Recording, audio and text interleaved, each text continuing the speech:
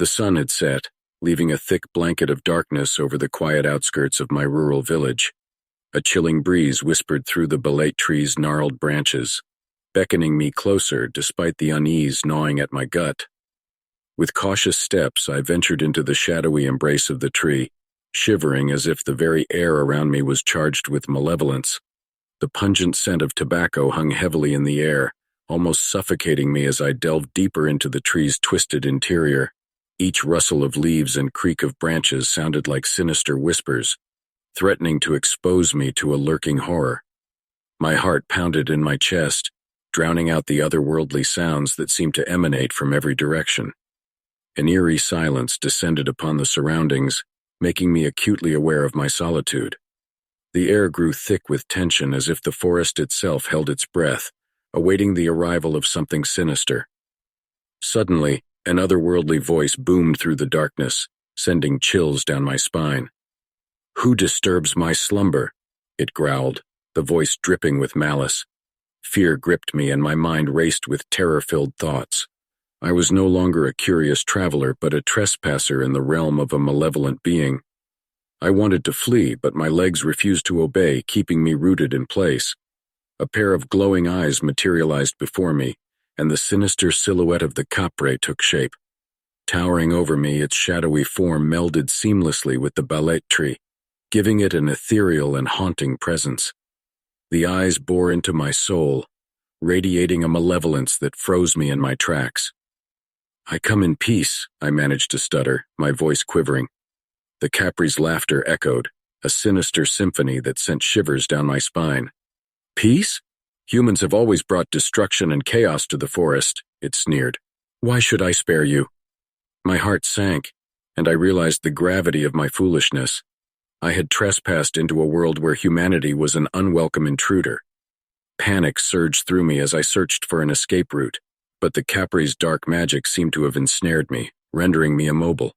The capre continued to taunt me, recounting tales of ancient forest spirits, driven to the brink of extinction by the greed and destruction of humankind.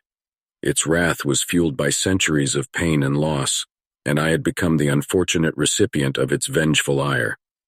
As the night wore on, the belate tree's twisted branches seemed to come alive, reaching out to ensnare me like a spider to its prey. The darkness grew deeper and the forest seemed to close in around me, suffocating me with its oppressive weight. I pleaded for mercy, promising to respect the forest and its ancient inhabitants, but my words fell on deaf ears. The capre's laughter only intensified, drowning out my desperate cries. Just when I thought all hope was lost, a distant glimmer of dawn broke through the darkness. The capre recoiled, its malevolence weakening as the first rays of sunlight crept into the forest. With a final growl of warning, it retreated into the shadows, leaving me trembling and broken beneath the belate tree. As the first light of day chased away the lingering shadows, I stumbled out of the forest, vowing never to speak of my encounter with the capre. The scars of that night would forever haunt my dreams, a reminder of the harsh consequences that awaited those who dared to disturb the balance between humanity and the ancient spirits of the forest. From that day on, the belate tree stood as a grim reminder of the darkness that lurked beneath its branches, and I, like many others, avoided the haunted place, hoping to escape the malevolent gaze of the capre that guarded its secrets.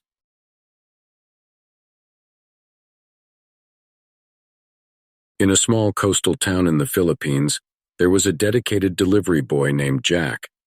He was known for his punctuality and professionalism, but one stormy night, an eerie encounter would shatter his beliefs and forever haunt his nightmares. As the rain poured down in torrents and the wind howled through the streets, Jack set out on his delivery route.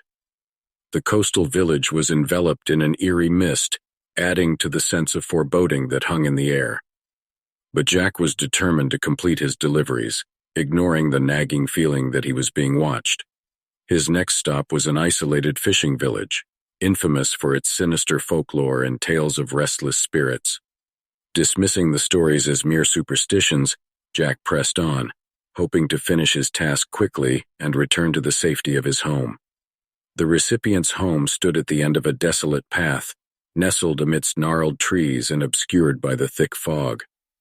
The eerie silence weighed heavily on Jack's nerves as he knocked on the door, To his horror, it creaked open on its own, revealing a dimly lit and decrepit interior.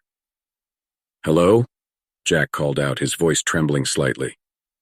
No response came from within, but an overwhelming feeling of dread washed over him. He stepped inside, the door slamming shut behind him with a loud thud, trapping him inside the unsettling house. A chill ran down his spine as he realized he was not alone. In the dim light, he caught a glimpse of a spectral figure in the corner of his eye, its eyes glowing with malevolence. It seemed to float ominously, moving closer with every passing second. Fear gripped Jack's heart as he tried to escape, but an invisible force held him in place. "Who are you?" he stammered. The figure remained silent, its eerie gaze never leaving Jack. A haunting laughter filled the air, echoing through the room as if mocking his fear. With trembling hands, Jack held out the parcel, his voice barely a whisper. I have a delivery for you." The ghostly figure reached out with an ethereal hand, causing the package to levitate in the air. The parcel's glow intensified, illuminating the room in an eerie, unnatural light. The walls seemed to close in and the air grew colder. Suddenly, a sinister voice echoed in Jack's mind, sending shivers down his spine. "This parcel carries the souls of those who have perished at sea. You have delivered them to their doom." A sense of overwhelming guilt washed over Jack as he realized the true nature of the package. It was no ordinary delivery. It held the trapped souls of the lost, and he had unknowingly delivered them to this malevolent spirit. Desperation consumed him as he pleaded, "I didn't know, please let me go."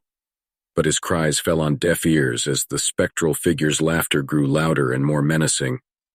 The room seemed to twist and contort, and Jack felt a chilling presence closing in around him. In a nightmarish vision, he saw the faces of the lost souls, their tormented expressions haunting him. The ghostly figure fed on his fear, its malevolence growing stronger with every passing moment. Time lost all meaning as Jack was trapped in the nightmarish realm, tormented by the vengeful spirits. The ghostly figure whispered dreadful secrets into his mind, driving him to the brink of madness. The coastal village became a place of sorrow and horror, as the legend of the cursed delivery boy spread like wildfire. Jack's fate remained unknown, lost in the dark secrets of that isolated village.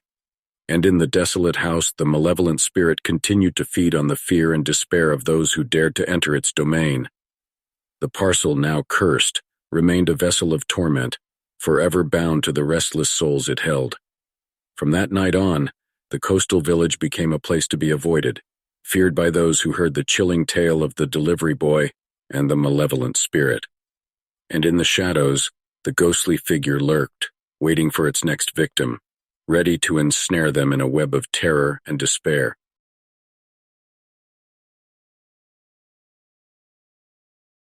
In the heart of Japan's bustling city, Tokyo, amidst neon-lit streets and ancient shrines, there was a taxi driver named Hiroshi. He had driven his taxi through the labyrinthine alleys for years, ferrying passengers from one corner of the city to another, but he had never encountered anything truly eerie, until one ominous night. The clock struck midnight, and a dense fog rolled in, enveloping the city like a ghostly shroud. Undeterred, Hiroshi continued driving, hoping to get a few more fares before calling it a night. A sudden ping on his app signaled a new passenger request. The pickup location puzzled Hiroshi. It was in an area known for its abandoned buildings and ghostly folklore. Despite his reservations, he couldn't refuse the fare, so he drove to the dimly lit address. Standing at the desolate curb was a young woman dressed in a traditional white kimono, her face veiled by the mist. Feeling uneasy, Hiroshi asked, "Where to?" The woman's voice was barely a whisper as she responded, "Take me to the Kiyomi Shrine." Hiroshi's heart skipped a beat. The Kiyomi Shrine was infamous for its tragic history, said to be haunted by the vengeful spirit of a young woman named Yuki, who was murdered there years ago. Suppressing his unease, Hiroshi drove through the eerily quiet streets toward the shrine. With every turn, the fog seemed to grow thicker, obscuring his vision. He glanced at his rearview mirror and noticed the woman's faceless reflection. It sent a chill down his spine. As they approached the shrine, a cold wind howled through the trees, and the atmosphere grew suffocating. The taxi's headlights illuminated the ghostly visage of the Kiyomi shrine, its torii gate draped in a chilling aura. "Here we are," Hiroshi said hesitantly. The woman in white exited the taxi without a word, her ghostly figure dissolving into the fog. Hiroshi watched her vanish into the shadows, but something compelled him to follow her. Against his better judgment, he stepped out of the taxi and entered the shrine grounds. The oppressive silence weighed heavily on his senses, but he pressed on, his curiosity overcoming his fear. He found the woman standing before the shrine's ancient moss-covered gravestone, her presence exuding an unearthly sadness. As he approached, she turned to face him, her veiled eyes seemingly pleading for something beyond the grave. "Yuki," Hiroshi whispered, sensing her name lingered in the air. With a mournful wail, the apparition spoke, recounting her tragic tale of betrayal and murder. Hiroshi listened, captivated and horrified by the sorrow that enveloped her. Determined to help the lost soul find peace, he offered his sympathy and vowed to bring her justice. In that moment, a malevolent force surged within the shrine, darkening the already foreboding atmosphere. Unbeknownst to Hiroshi, his intentions had unwittingly unleashed a vengeful spirit that had been dormant for decades. The ghostly presence overwhelmed him, and his very soul trembled under the weight of its malevolence. In a last desperate act, he tried to flee, but the vengeful spirit was relentless, pursuing him with a chilling fury. As he raced through the fog-drenched streets, he realized there was no escape from the wrath he had unknowingly released. Weeks passed, and Hiroshi's taxi remained parked at the Kiyomi shrine, his fate sealed by the malevolent spirit. The taxi became a haunting reminder to the residents of Tokyo, warning them never to meddle with the restless souls of the past. To this day, locals whisper of the Phantom Fare, a taxi driver who unwittingly unleashed a malevolent spirit and met a terrible fate. The legend serves as a chilling reminder that the shadows of Japan's history should never be disturbed, for the spirits that lie dormant may awaken with vengeance, seeking retribution for the sins of the past.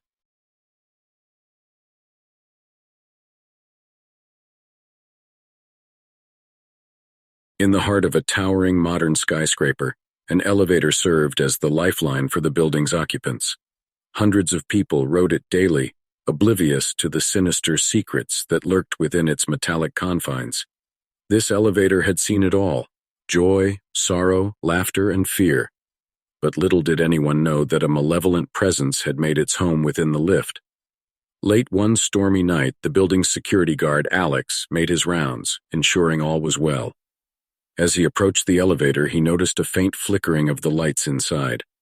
Brushing it off as a minor glitch, he pressed the call button and waited for the doors to open. The doors creaked open, revealing an eerie darkness within. Alex hesitated for a moment, feeling a sudden chill in the air, but he knew it was his duty to investigate. Stepping inside, he pressed the button for the ground floor. The elevator jolted to life, but instead of moving downward, it began ascending to the topmost floor. Alex's heart pounded in his chest as he frantically pressed the emergency stop button, but the elevator seemed to have a mind of its own. The ascent continued, floors passing by in a blur until the elevator finally came to a halt. The doors slid open, revealing a floor that Alex had never seen before. It was an old, abandoned level shrouded in darkness and cobwebs. Feeling a mixture of curiosity and fear, Alex cautiously stepped out. The air was thick with an oppressive aura, and he could hear faint whispers echoing in the distance. As he ventured further into the abandoned floor, the flickering lights revealed unsettling graffiti on the walls, symbols of unknown origin, and chilling messages written in blood-red paint. Suddenly, a gust of wind extinguished the dim lights, plunging Alex into darkness. Panic surged through him as he fumbled for his flashlight, but the darkness seemed to have a life of its own, suffocating him. Amidst the darkness, he heard faint footsteps approaching, slow, deliberate, and unmistakably eerie. Fear gripping his heart, Alex called out, "Who's there?" No response came, but the footsteps grew closer, accompanied by a low, guttural growl that sent shivers down his spine. The flashlight flickered back to life, revealing a shadowy figure lurking in the distance, a dark entity with glowing eyes fixated on him. Without warning, the figure lunged, and Alex's adrenaline surged. He turned and sprinted back to the elevator, desperate to escape the malevolent presence that now hunted him. The elevator doors, however, remained stubbornly closed, refusing to let him in. Panic turned to terror as the dark figure closed in, its grotesque form almost within arm's reach. With one final surge of strength, Alex managed to pry open the elevator doors, tumbling inside just as the sinister presence reached him. The doors slammed shut, and the elevator descended rapidly, the malevolent force seemingly left behind on the forsaken floor. As the elevator finally reached the ground floor, Alex stumbled out, his body trembling with fear. He quickly made his way to the building's control room, determined to report the disturbing incident. But when he reviewed the security footage, there was no trace of the eerie floor, the abandoned level, or the malevolent presence. Confused and shaken, Alex left the control room, but he couldn't shake the feeling that the malevolent force still lingered within the elevator, waiting for its next unsuspecting victim. From that night on, the elevator gained a chilling reputation among the building's occupants. People reported strange occurrences, sudden temperature drops, flickering lights, and unexplained noises, all attributed to the elevator's malevolent presence. No one knew where it came from or what it wanted, but one thing was clear. The elevator was no longer just a means of transportation. It had become a portal to something much darker and more terrifying. And as long as the malevolent entity lurked within its walls, no one was truly safe during the descent into the heart of the skyscraper's eerie secrets.